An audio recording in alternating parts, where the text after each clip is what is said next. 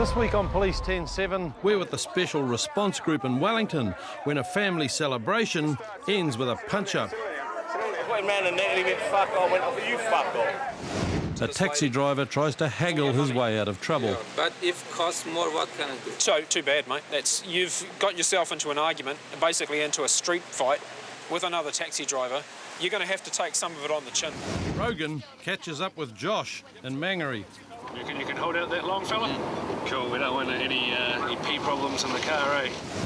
And the SRG are back on a busy winter's night when Hannah and Pam kick back at the top of town. So many men.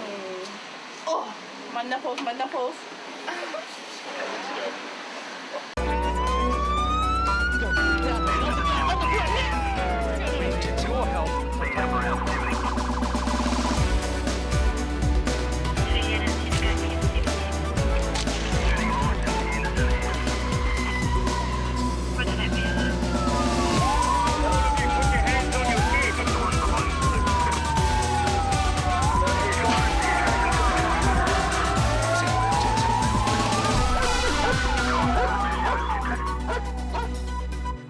Sergeant James Lee and the other members of Wellington Special Response Group are on patrol on a warm summer's night, and the customers are much the same as usual.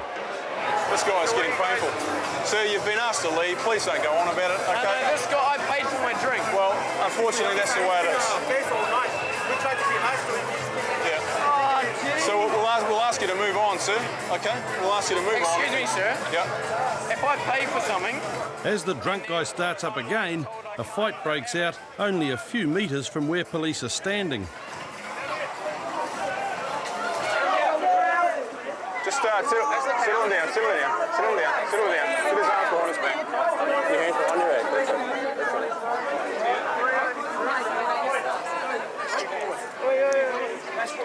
No trouble. No trouble. The three main protagonists are quickly pulled apart, but police have no idea what it's all about. What was that about? You come over here so we can get a statement off you, just a quick word. You just stand up against the wall for us, thank you. It appears that a family group have tangled with a bunch of young people in the middle of the road. Father and son are now in cuffs, and the guy they were fighting has a cut over his eye. You don't want an ambulance, sir? You've got a cut across your eye that probably needs a few stitches. She's going to get some towels. No, just talk to me. I want to find out what's going on. Basically, came across the road, cheeky young guys started taking the piss out of us. Yeah. Taking the piss back at them. Yeah. Guys started fucking punching me, and I started punching them back. That little guy over here. And that old guy over there just jumped in. And then the old guy jumped in, didn't he? Yeah. So, was it a fight? Were you two having a fight? No, he was taking the piss. So did he swing at you or what? Well, he fucking punched me, that's why I punched him back. Boy, can you take this, honestly? Paul's claim that he didn't throw the first punch seems to be backed up by witnesses, but Joe's also claiming it was self-defence. What happened? Walking down the street, some cunt called me a faggot. And I went, what? And then he grabbed me, so Scotty over there grabbed him and said, fuck off. And then it was like pushing, and then he straightened to the cuffs of my dad, and he straightened the cuffs of me, and it was like, shit. And that's it. No shit, it's not even, I'm 17, mate. Did you cross the road and come over this side? Nah, we're walking out of the fucking Chinese up there, walking home, going to get down there, catch cab, took the plane, mate, going home. So there was a bit of discussion between the two groups? It wasn't even like a ba-ba-ba-ba-ba, it was like a ba-ba-boom. A lot more of them. Joe's dad, Sam, has chosen a special occasion to get involved in a punch-up. His mother's over from England, and it's his wife's birthday. My wife and my daughter's over there, and my son's over there. Tell us your point of view, because I saw you going in there fairly aggressively. Tell us what happened. I saw my son getting a slug. Yep. And I went, nah. So I went in to try and get hold of the geezer. I got him round the neck and he went, fuck off. I went, you fuck off. Right? And that was next thing, I don't even know where the geezer is now.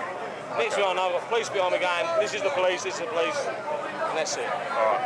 This guy here, with his back against the wall in the black shirt, is the guy that your son was having a discussion with originally.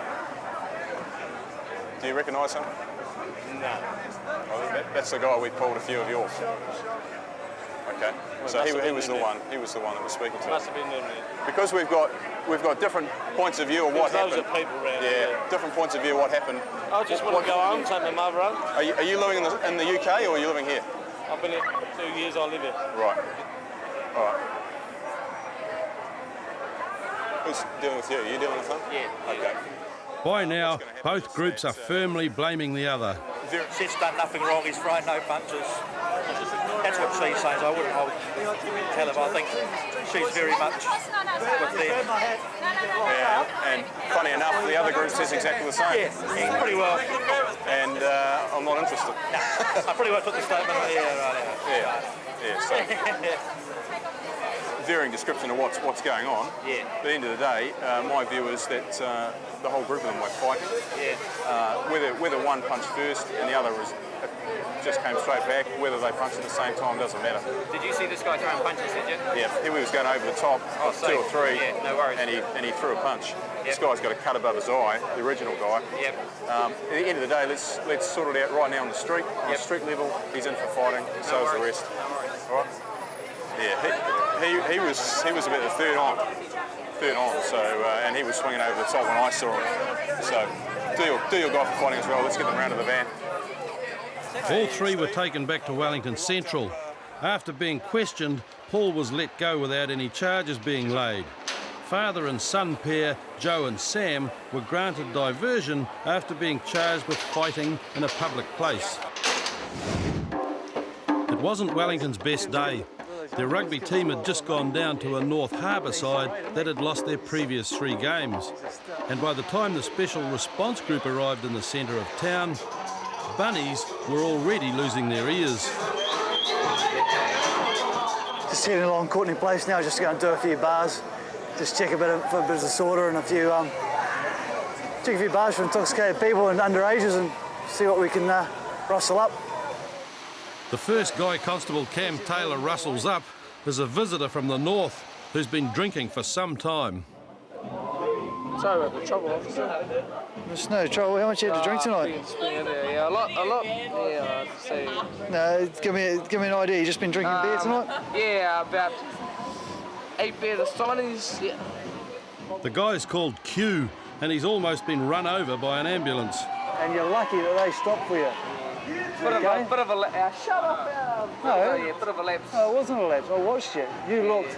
You knew what was happening. Yeah, it looked like I was trying to... And you just walked across. You're trying to be cool in front of your friends. So grow up and you have a good night. Okay? But don't try... If you jump out in front of traffic, I might have to lock you up for disorderly behaviour, and you don't want to spend the night in the cells, do you? No. Not when you're down from Hamilton. Yeah, fair enough. 7 hours trip. Yeah. You get these guys to look after you, eh? Because you don't want to be talking to us again tonight, eh? Like sculling now. You can drink it while you're walking down the road. Just be careful about it. Okay. You have a good night. You're the sweetest cop I've met in about a year and a half. Oh, I doubt that. No, honestly, because like I spend like my family lives in Auckland. Yeah, you are the sweetest cop I've met in a year and a half. You take it easy. Have a good night. Okay. While Cam's been talking to Q, up at the top of town, Sergeant Jimmy Lee has just come across Hannah. Just located, just speaking to these people in the bus stop here, boozing up a bit, so we've had a chat to them, and sticking out of a top pocket is a bottle opener, but of course on the end of the bottle opener is a knife, so we're just doing a section 202B search of the Crimes Act to see if we can locate anything else. Through that. Is there nothing else in the No. Have you got anything else that resembles a knife on it? A knife? Is that it? What else can cut you? Yes. Have you got anything else in your bag? Is this your bag? Yes. Can you empty your pockets for us, please? I don't think I've got anything else. Have you had a good search through there? Yeah. Can you take your bag off? Do you want me to check? I just want to search your jacket. I've only got 2 jackets on. How many jackets do you want me to take Just off? your top jacket. Or just the top one? Are you sure? Yes. Sure. Strip show.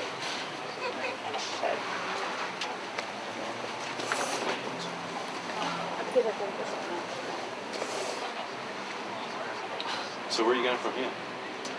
I thought I was coming with you. Aren't I coming with you? Well, I haven't decided yet. Oh, please let me come with you. I want to come with you. Why do you want to come with me? Because I like you. Do you? I love you. Can you give me an explanation as to why you're carrying it tonight? Wine. You're carrying it, not me.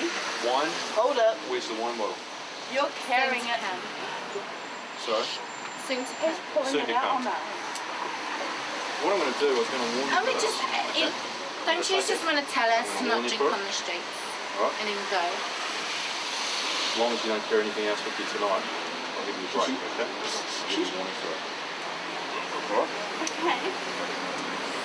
Have a good night, eh? I will. Oh, so many men. Oh, my nipples.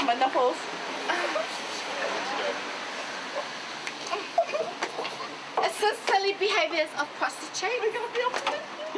With warnings issued, police move on to the next bar, and Hannah and Pam carry on with their party. When we come back, Josh drinks, drives, crashes, and then tries to run away. No, we'll still go through with the breath test, eh?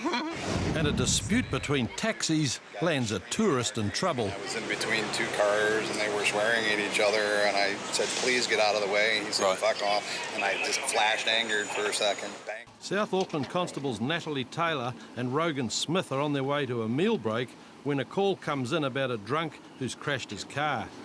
Go details, Combs. Contact Gators Robert Road. Got a 1K driver that's had a vehicle accident, injuries unknown. Further details coming in, it's a maroon coloured Holden Commodore. Apparently the engine was on fire to the vehicle, but it is now out. Oh, I received it, too. The car's badly damaged and there are a number of people about. Hey there, fella, do you want to hang on there for me? Are you with the car? We need to speak to you. But these are all witnesses. The driver is staggering off down the road.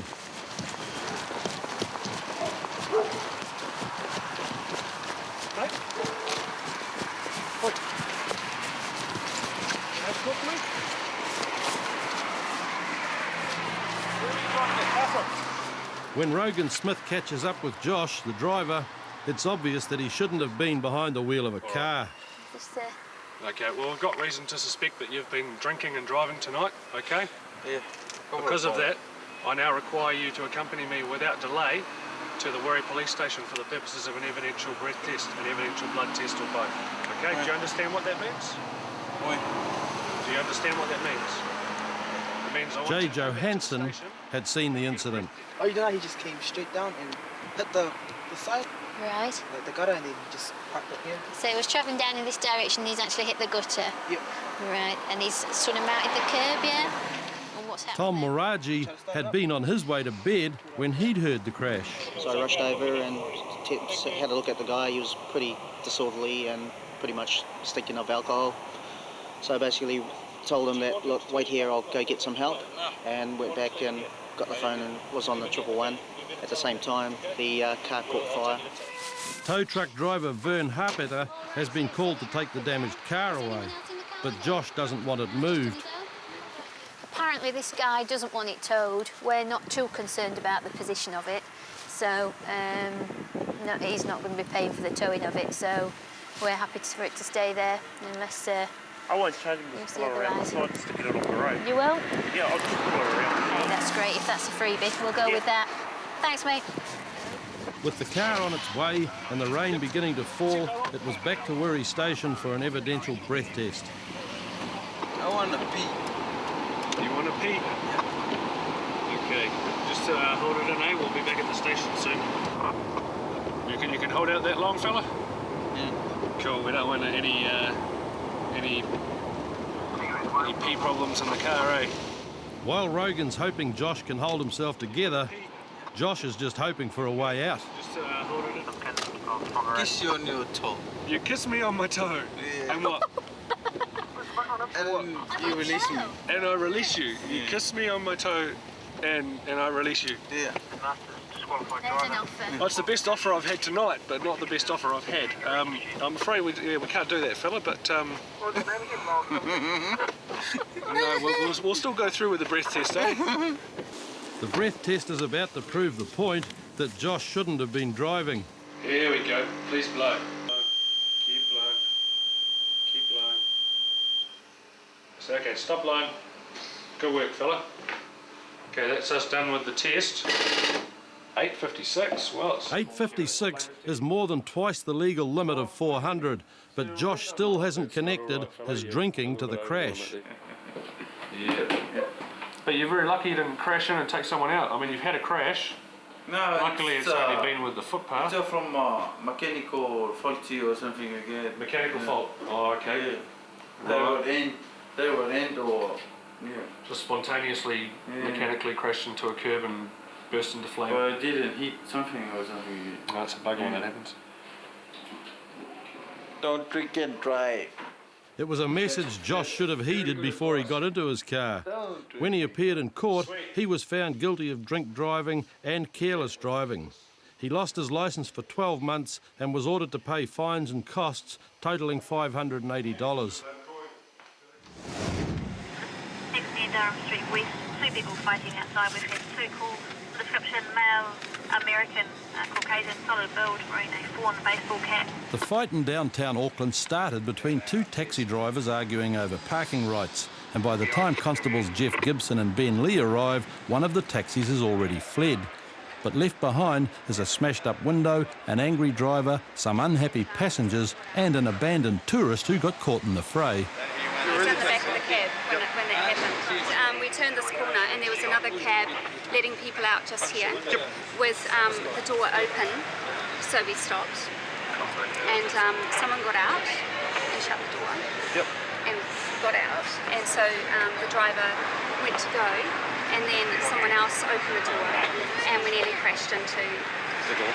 really close. And the taxi driver shouted out the Your passenger... taxi driver? Yep, shouted out the passenger window, "Oh my God, what are you doing? You know, we nearly crashed into you." Speak up to the taxi driver. I said, "Why you park here? You can't park here because I want to pass from here." And he pushed me. What did that taxi driver say to you? He said, I said to her, "Fuck off." He said to me, "Fuck off." But the verbal feud between the 2 taxi drivers doesn't explain the broken window. Suddenly, I thought something came through the back window, but it was his fist. Oh, right. And glass went everywhere and I jumped out. As you would. Okay, did you see who's fisting through the window? Chuck, the passenger from the second taxi, became upset when the drivers began swearing in front of his 10-year-old son. I'm from western Montana. I'm not very wise in the city, and there were 2 guys screaming and arguing, and I was in between 2 cars, and they were swearing at each other, and I said, "Please get out of the way." He said, "Fuck off." What kind of language were you using? Were you using bad language in front of his child? No. You can ask him. No, I'm asking you. Yeah, no, because I was angry you see, I said, "Fuck off." And I just flashed angered for a second, banged the car, and I guess I'm stronger than I think or something. Right. I don't know why that window broke so easy, but... I can accept that it was fairly much an accident. It's just frustrating that he gets to act Sure. in that manner. Yeah, I understand. I got stuck in the middle of their argument. Okay. I basically just hit it with my knuckle. I said, "Stop." How long are you in New Zealand for? And then I'll be leaving out of the Auckland airport in 3 days. Because you're leaving, I'm not really inclined to want to run you through the court system. You know, I don't see the point really. I don't either. It turns out that this taxi rear window was broken by a visitor to the country. He's from America, and he got upset that the taxi that he got out of stopped right here, and the taxi driver got out and had an argument with this taxi driver in front of his son and his family, and he's unfortunately gone and, to his surprise, put his hand through the back window of this taxi. So we've asked him to consider forfeiting the cost of replacing the window before he leaves in lieu of running him through the court system, which in my view would be a waste of time on this occasion. But despite Jeff's best intentions, Roger isn't going to be satisfied so easily. That'll cover your excess and or glass cover. I work for who was cleaner. clean it. Yeah, because I can't work tonight. No. Friday, tomorrow night. How long it takes? He wants to repair it.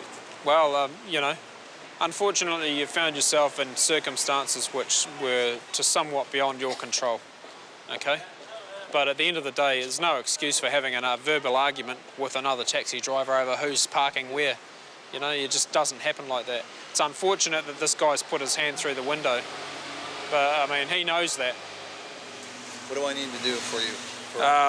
Whatever needs to be done. We'll just give him $400. I know that to replace one of those, one of the side windows would be about $400. And we're not talking about cleaning price or, you know, the cost of his, because he'll have to go off tonight. Okay. And so he's going to lose business. I think this is more than enough. Okay, do you want to come and make sure that I hand it over to him? Go. Yeah. I'd rather stay away from him. Do you want to come and get the receipt? Yeah, sure. Right. There's $400. What I need you to do is write a receipt to this lady for the money. Yeah, but if it costs more, what can I do? So, too bad, mate. You've got yourself into an argument, basically into a street fight with another taxi driver, which has caused this man to be concerned about the language you were using in front of his family. You're going to have to take some of it on the chin, okay? You're lucky you got that. We don't normally do this, okay? You could take him to court. We could take him to court. He could get convicted and discharged and you get no money at all. How's that? Okay. That situation was pretty much resolved by exchanging money. But the reason we did that was to keep the American tourist out of court. He's leaving the day after tomorrow, and I didn't really see the point in keeping him in New Zealand just to face a simple charge that he would have been perhaps convicted and discharged on. Next week on Police 10-7, a boy racer gets his measurements wrong in Addington. That's not, there's no way that's fucking under 100 off the ground, mate. That's the fucking shit, mate. Paul's plans go badly wrong in Kaiapoi. Oh, I was going to take a car, take it to a top shop, make some cash. And a couple of $100 worth of fines makes no impression on Merrick.